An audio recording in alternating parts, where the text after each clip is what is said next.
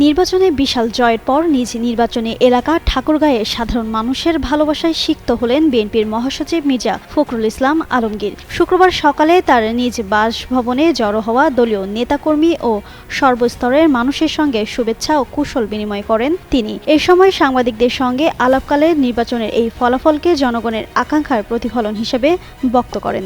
বিএনপির মহাসচিব বলেন, অনেক আগেই বলেছিলেন সুষ্ঠু ভোট হলে বিএনপির ভূমিধসে বিজয় হবে। স্ট্রবেরি সুপার ডটেড ও ক্লাসিক ভ্যারিয়েন্টে সেনসেশন জাগুক শিহরণ। গত 15 বছর ধরে স্বৈরাচারী সরকারের বিরুদ্ধে রাজপথে আন্দোলন সংগ্রাম করেছেন। খালেদা জিয়ার নেতৃত্বে তাদের এই গণতান্ত্রিক লড়াইয়ের বিজয় আজ দৃশ্যমান।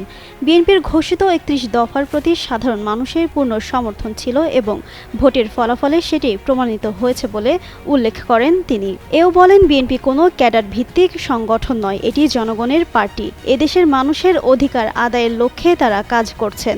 এই সময় তাকে জামায়াত ইসলামীর উত্থান নিয়ে প্রশ্ন করা হলে বলেন, যখন গণতন্ত্রকে চেপে রাখা হয় এবং মানুষের কণ্ঠ রোধ করা হয় তখন উগ্রবাদী শক্তিগুলো মাথাচাড়া দিয়ে ওঠে। এটি একটি পলিটিক্যাল সায়েন্স বা রাজনৈতিক বিজ্ঞান। ফ্যাসিবাদের পর এমন পরিস্থিতি তৈরি হওয়া স্বাভাবিক। বিএনপি 15 বছর ধরে এই ফ্যাসিস্ট সরকারের বিরুদ্ধে লড়াই করেছিল।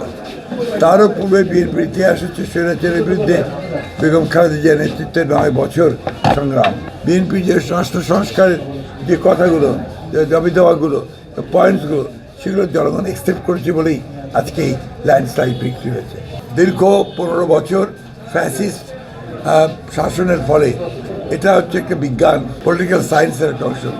যখনই গণতন্ত্র চাপা থাকে, তাকে যখন বাঁধ আটকে দেওয়া হয়, তার কণ্ঠরুদ্ধ করা হয়, তখন অন্য উগ্রবাদী শক্তিগুলো মাথা চেহারা দিয়ে উঠতে থাকে।